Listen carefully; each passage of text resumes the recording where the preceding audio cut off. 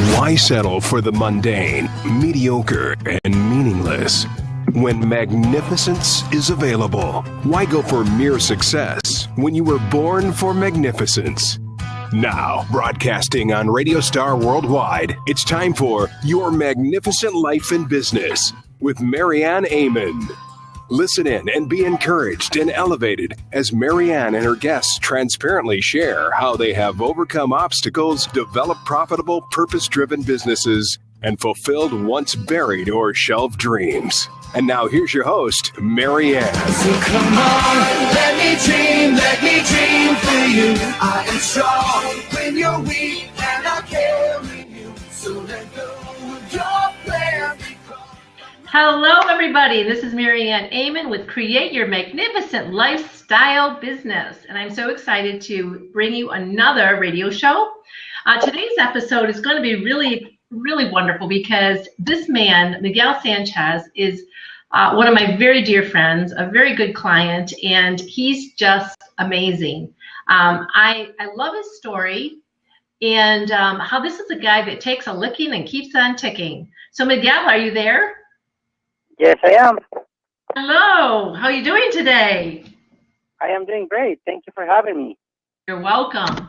So, Miguel, you know, I'm all about the dream, right? Of us not giving up, not ever backing down and retreating from the dreams that God has put in our heart. So, you got a great story. So I thought we could tell the audience about your story and what you went through to fulfill your dream and what are the dreams that are on your horizon next. And then maybe also you could give us some success tips as we go further into the conversation, okay? That sounds good. So tell us about your dream as a kid and how it came to fruition, and what did you do in order to make it happen? My dream as a kid was to have a car, was to be able to take all my family on one place to another on my own car and not having to travel, getting on the bus back and forth. So your dream was to have a car and not have to get on a bus. Correct. Is that right? I don't want to interrupt you, but I'm going to. What was it about having a car versus the bus? Well, let me tell you a story about one time we were going. It was a Mother's Day, and it's so happy that today is so funny that today is Mother's Day on Mexico. On May 10th, we celebrate Mother's Day. So we're talking about 38 years ago. We were waiting for the bus. It's 8 brothers and sisters with my mom from the ages 10 all the way down to 8 months, waiting for the bus to go visit my grandmother. And my mom had to put half of us in one bus and wait for the other bus to take the other half. So she sent the older ones in the first bus and waited with the rest of us for the next bus to come along because there was not enough room in the bus. So I very innocently look at my mom and I said, "Mom, why don't we just get a car?" And she looked at me and she just let me have it. And one of her famous things to say was, if you are meant to be poor, be okay with being poor. Don't even try to get rich. In those times, having a car was a sign of wealth. In my mind, I keep thinking, why not? Why can't we buy a car? And ever since, that was my quest to say, you know what? I'm going to buy a car. How old were you then? Did you say 10? 6 years old. Oh, you were 6. So when you were 6 years old, it was your dream to get a car because of the incident where your family is having to split up into 2 buses. Right. And from that, your mother then says, if you're born poor, you're meant to be poor, get used to being poor. Right. So has that thought kind of like permeated your life that you've had to work against, or has it been part of your motivation? You know, it has been both. It has been part of my motivation. And I've always said, I was not born to be poor. I have never seen myself as a poor person. Even when I was in a lot of lack, we didn't have a lot of stuff. but I never seen myself as a poor person. I've always seen myself as the kind of person who says, why not? Why can't we have that? Why can't I do that? It's awesome. In the very back of my mind has always been that little part that I had to work my butt off to get what I want. I had to work hard. I had to work my fingers to the bone to get what I want. And it's been in my later years, the last year or two, that I come to realize that I don't have to work as hard. I have the favor of God to be manifested on my life. Put together with my faith, and everything begins to manifest on its own. Okay, so before we come to that realization, let's go back to you being 6 years old, and you want this car. You present it to your mom. She kind of shoots you down, obviously trying to protect you, because that's what family does. They don't want you to get your hopes up too high because they don't want you to be disappointed, right? That's correct. And then what happened?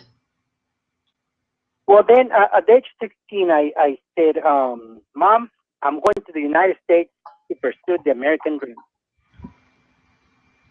She looked at me and looked at me like, you're insane, you're crazy. You're only 16, you're not going anywhere. A couple of months later, I came back with a plan and said, Mom, if you allow me to go to the United States of America to pursue the American dream, I will work for a year, really, really hard, gather enough money to come back and buy a taxi cab. And then we'll buy a second one, then a third one, then a fourth one. So I presented a business plan to my mother in exchange for him to get a loan for me to be able to pay my fare to get to the border of Tijuana, Mexico, and San Diego, California. So I noticed it still has to do with cars. Correct. Yeah, like I said, my dream was to get a car. So I figured I'll buy a car. See, my problem wasn't having transportation. Let's buy a transportation to solve somebody else's problem.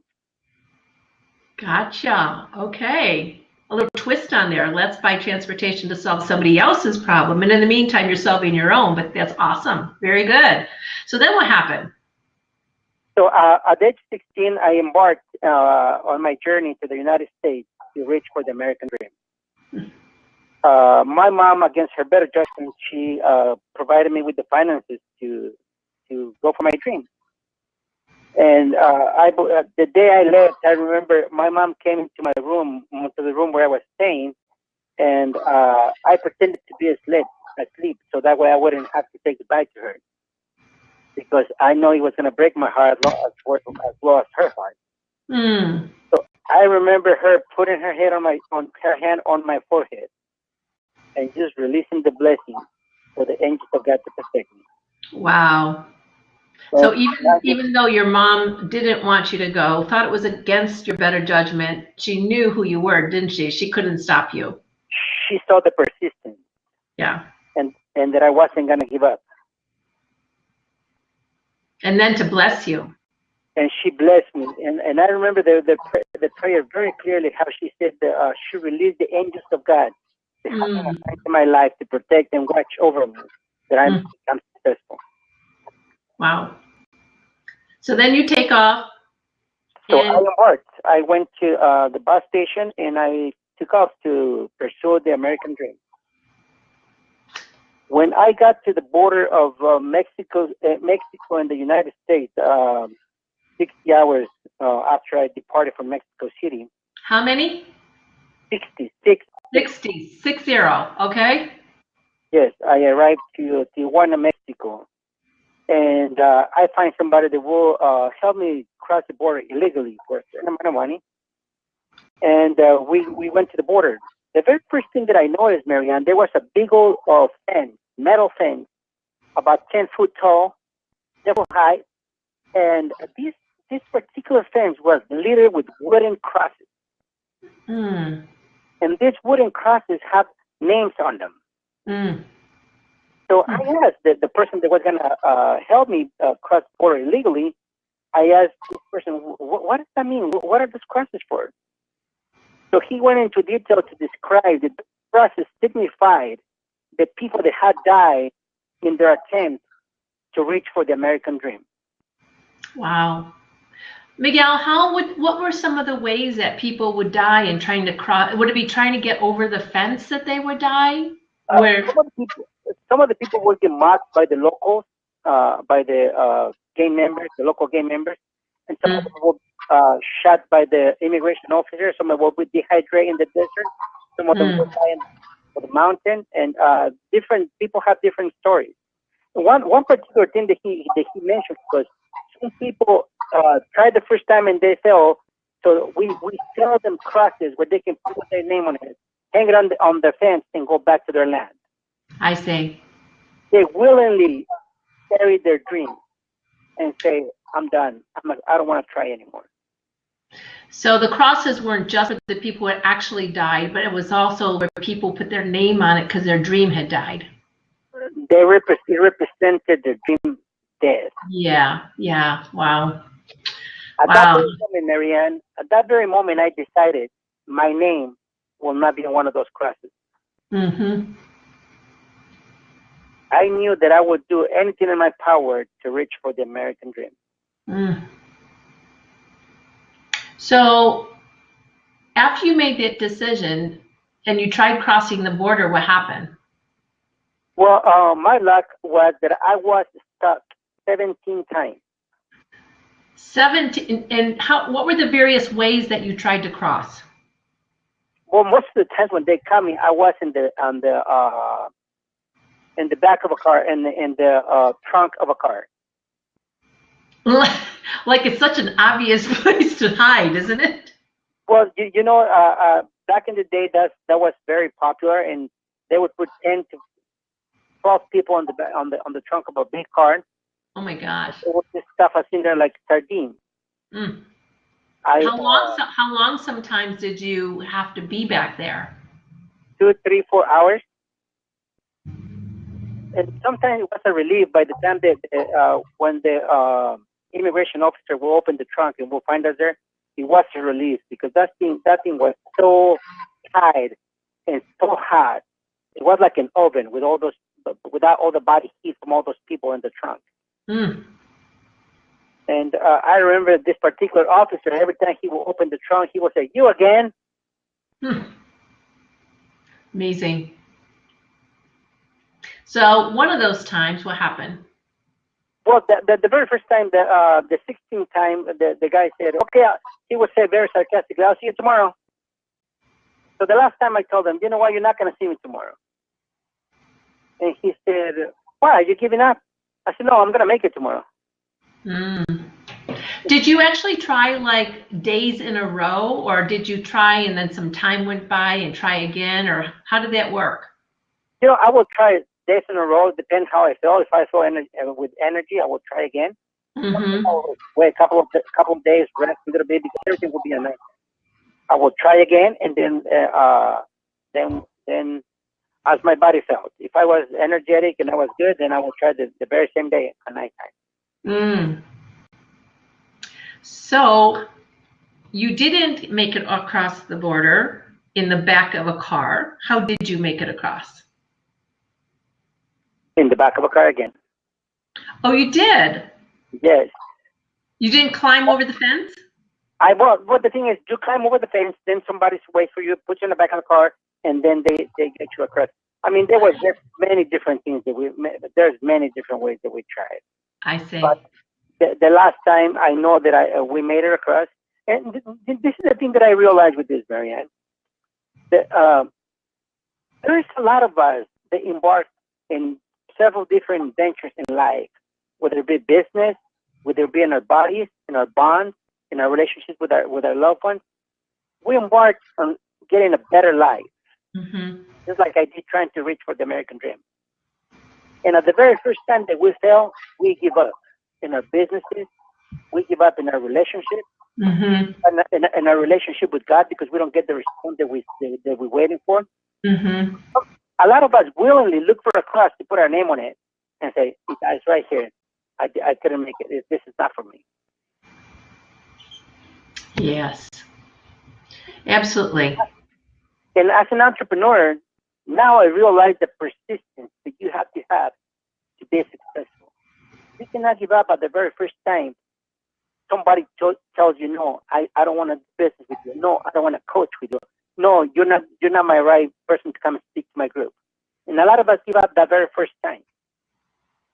But what is it going to take for us to continue to be persistent, dedicated, and determined to get what we want in life?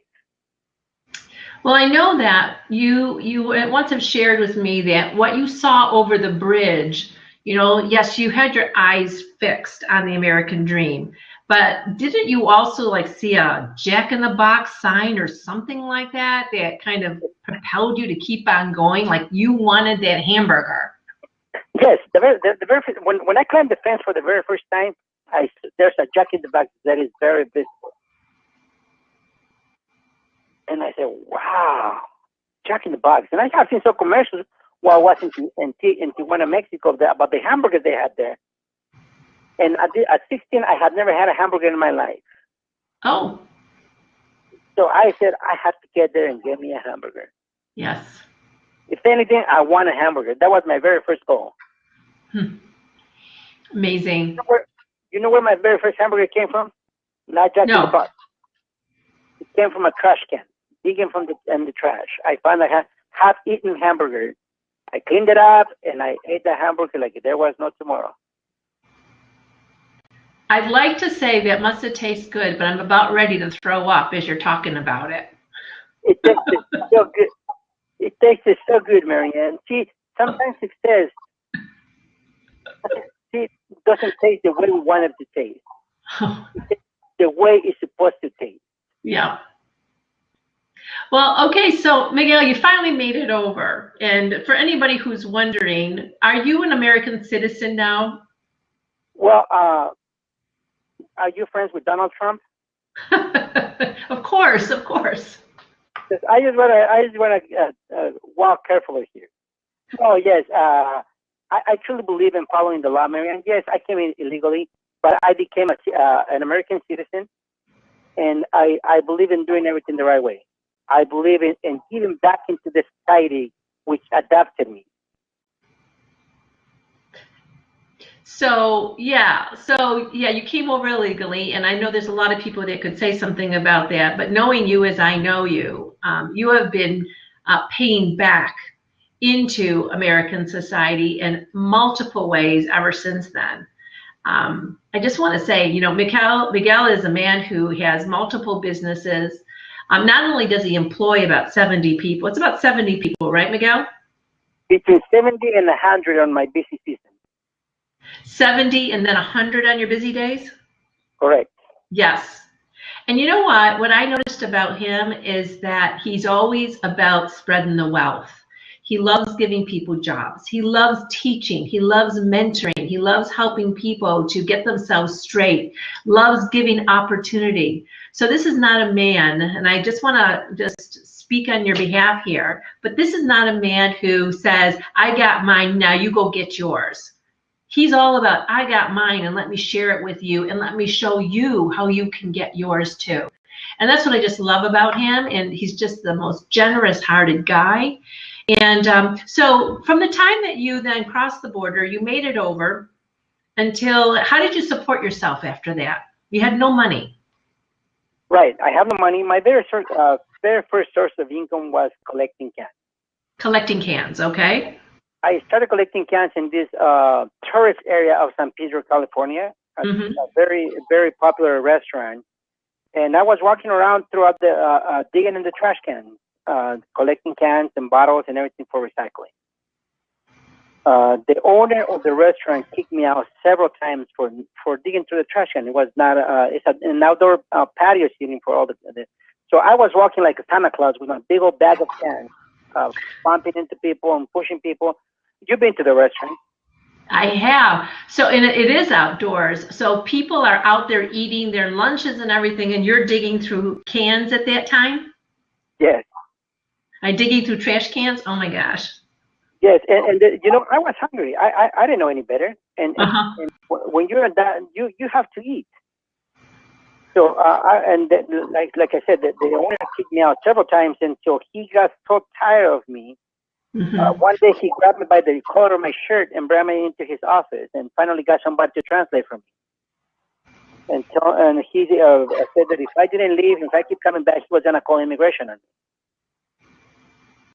I was very sad and very hurt by it. As I'm walking out of the office, I turn around and I tell him, "Can I please get my can?" So he's kicking you out. He's threatening to call immigration, and you walk out sad, saying, "Can I get my cans?" Can I get my can? Because my cans wanted to sit on the floor of his office. Gotcha. I turn around and tell him, "Can I please get my can?" Mm-hmm. He looks at me. He looks at the other guy and he shakes his head. Mm-hmm. He's like, "This guy, ask him if he wants to work." So the guy asked me, he wants to know if you want to work. I said, "Yeah, that's all I need. That's all I want." So he goes, "Have him clean the tables, take out the trash, keep the bathrooms clean, and he can collect his cans at the same time. No problem." Within a year and a half, I was managing that place. You must have thought you died and went to heaven. Oh my goodness, that was my ticket. Yeah. And now, Miguel, you're actually the manager of that restaurant, aren't you? Not only the general manager, but we're partners. You're partners too. Yep. Yes. You have part ownership of the restaurants there, as well as what else have you done? Well, we have the ATM machine company where we set up ATMs in different events, in different outdoor events, swap meets, and things of that nature. I have an import and export business that I do with Mexico. I import and export plastics back and forth from the U.S. to Mexico. And I do have a company called Smoothies by the Yard, where we sell fruit smoothies in different locations and also at the same area where everything started. We have about 6 different locations where we sell this product. Wow. One of the things that I've always appreciated about you is your ability to spot opportunity and to not think and think and think, but you act. I know you're not a huge risk taker, but you do take risk when you need to in order to seize on the opportunities and make something good out of it, always providing what people want. So kudos to you. Well, from the beginning, like I said, if I solve the transportation problem for somebody else, I can help somebody else and make money myself. And I truly believe that business is solving somebody else's problem. Business is solving somebody else's problem. That's good. Absolutely. I always look for problems. For problems to solve. How can I make your life better and monetize from it at the same time? That's such a different way of thinking because most people are trying to avoid problems. They're trying to make their lives so problem-free. And when a problem comes along, they dwell on it, they get fixated, they sweat about it, right? When you look forward to problems because in your arsenal, you've got all kinds of ideas of how to solve them, don't you? I see opportunity everywhere I turn. And I believe that's a gift. Sometimes I get frustrated and say, how can you not see this, And I think I truly believe that is a gift from God, Marianne. When I was getting married back in 1994, I didn't have enough money to pay for a caterer, so I made all the food for my business, for my wedding. And from there I started catering at the restaurant where I work. And the catering and now you have a catering business too, don't you? That's correct. Oh my gosh. So, all right, now let's fast forward a little bit. You've got these businesses. You are partnership in a restaurant. You have Smoothie by the Yard, kiosks and ATM machines and catering, and now on top of it, you are developing a speaking business, aren't you? That's correct. Tell us about that. Well, like I said, my goal is to give back. How can I make this society better? How can I help this country become a better country? I believe that I shared with you before in the past that I don't care who you want to vote for. I don't care if you're Democrat or Republican. Those people that are going to become a president, they cannot solve the problems that we have in America. That's right. We as Americans, we have the responsibility to solve the problems in the small communities. That's where everything starts. Then counties, then the city, and then the state. But I believe that my message is to speak to people, especially immigrants.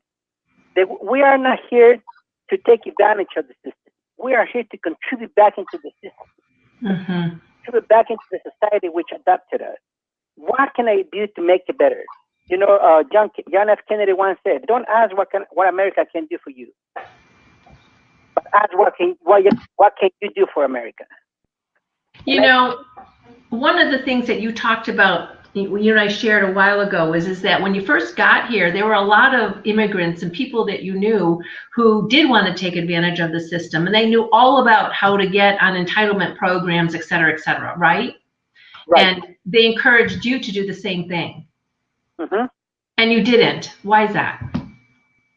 Because I knew that I had the ability to work. I knew that as long as I have breath in my lungs and I can move my legs and my hands, I can make a living. There's no need to depend on somebody else. When you depend on somebody else for to sustain you, they are robbing you from the ability to create something. And I truly believe that we have been created into God's image. One of his abilities is to create. He is a creator.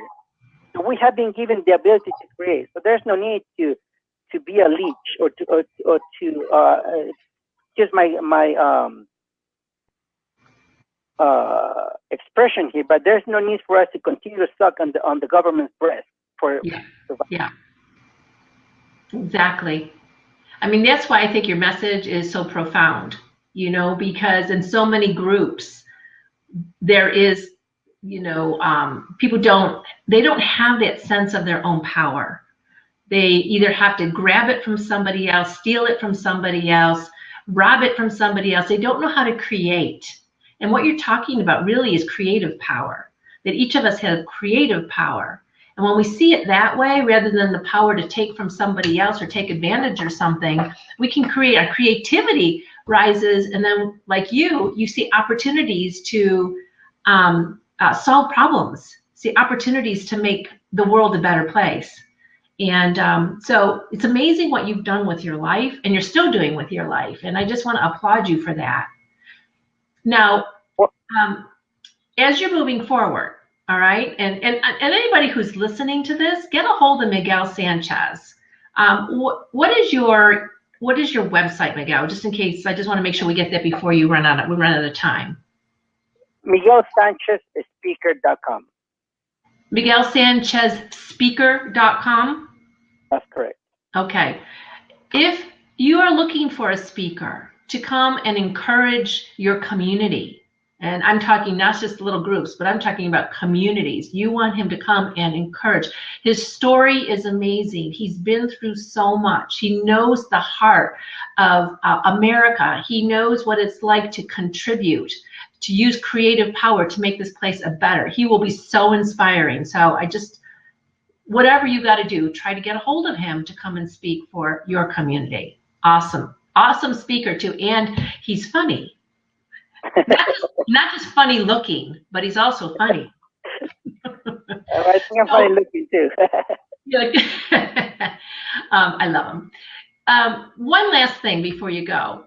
So one of the things you were saying is that you depended very heavily on working your fingers to the bone. There was no letting up for you. And, you know, you're all about working hard, but I think your attitude about that has shifted somewhat. Can you share? Well, it has changed in a great way. I think the most important thing for us to understand the importance on investing on ourselves. The importance on investing on a coach or somebody that can take us to the next level. As much as we want to do it, we have to look for somebody that is at a higher level than us to take us to that level. As you know, I invest every time that I see the opportunity to become a better person or to become better at what I do, I invest on myself. When I hire you as my coach, you are able to take some of the scales off my eyes because I was having a hard time. Most of my life I dedicated to becoming successful. And my belief was that either you have a successful business life or you have a successful family. You have to choose one or the other. And I came to realize that you don't have to choose neither one. You can have both. That's right. It is true. You can have it all. You just have to be wise and work at it, you know, but yeah. And then after I got that understanding from you, I invested in another program which was the next level experience. Once and when that another program, the next level experience, I learned how to be in touch with, how to connect with God on a daily basis. Mm-hmm. How to get a fresh download every day, which is just confirm what I have been learning with you. So it took me to a whole different level. Yeah. Whenever I have a challenge, I just know that I have to reach out and say, God, I don't know what to do here. Yeah. And I connect right away with him. And the answer is just, it's a free download every single time. Every single time. So what difference has it made in your life? And we're going to have to close in just a minute, but what difference in your life now that you're able to access God, to get downloads on your daily life? I mean, is it just for one area of spirituality, or does it happen for your business as well as for your relationships? What? You know, there's four very important areas that I've learned to work at the next level experience, which is your being, your connection with God, your bonds, your relationship, my you know how important my relationship with my daughters are. Yes. So I really wanted to establish and solidify that relationship with my daughters. Your business and every aspect of business that you do, and your body is your bond. The 4 B's: bonds, being, body, and business. Very good. Well, that's excellent. Not just one dimension, multidimensional. So you can do it in all aspects of life. Well, unfortunately, we're out of time. And, you know, I'd like to continue this conversation at another time. So let's pick off where we left off here, because, you know, you're just, you have so much more to offer and so much more to say to help people to get their minds squared away and how to focus in on the things that they want and they truly, truly want in life. Not just like this or that, but they truly want in life, and to connect with God and to get the things that they are supposed to have. It's already theirs. So, thank you, Miguel, and we're going to come back to you some other time. But everybody, MiguelSanchezSpeaker.com is where you can get a hold of Miguel. And this is Marianne Amen. And one thing I want to share with you all, if you are in business, one of the things that Miguel and I have talked about is, you know, the difficulty that people have in charging for their services. And if you can't charge well for your services, then if you have a dream business, you're not going to do a very good job of sustaining that business. You're going to go out of business. So I have a free training, and I've heard from lots of people that it's excellent. I think it is, but you know, other people have said the same thing. And you can get it at thelifestylebusinessyouDesire.com. thelifestylebusinessyouDesire.com. And it's completely free. It's a 4-part training series. It's not just a quick 7 tips and something you forget about. And this is stuff that's deep. And it's going to help you with your money blocks. It's going to help you with your total belief system and getting clarity, setting up your programs, your packages, and having an overall view of how to convert your expertise to cash. So check it out, thelifestylebusinessyouDesire.com, and I would love to hook you up with that. So Miguel, thank you so much. And Ed, our producer, we didn't even say hi to Ed. Our wonderful producer at Star Worldwide Networks, the best network on the planet. That's right. Thank you. Welcome. You guys do a fabulous job in helping all of us get our radio shows off the ground. Yeah, and so if you just want a download of this and audio, you can also go to magnificentliferadio.com, and the show is there as well. One quick minute, if you got, just tell us a little bit about your about the radio network. Well, Star Worldwide Networks, where you can host your own radio show, whether you're doing it here in studio in beautiful Scottsdale, Arizona, or if you're sitting there at your house like you are, Marianne. You can do it on. We've just started doing this Blab simulcast, which is really a lot of fun. We can do it via Skype. And everything's done professionally. Get your own producer. We help you with your social media. Go to starworldwidenetworks.com and check us out. That's right. I love you guys. You did a beautiful job. Well, goodbye to everybody, and thanks for joining us. All right. Take it away, Ed.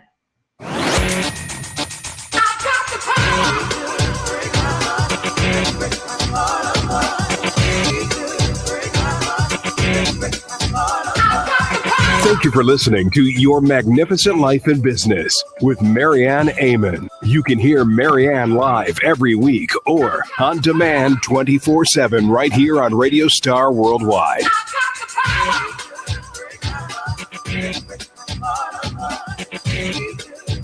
Adios.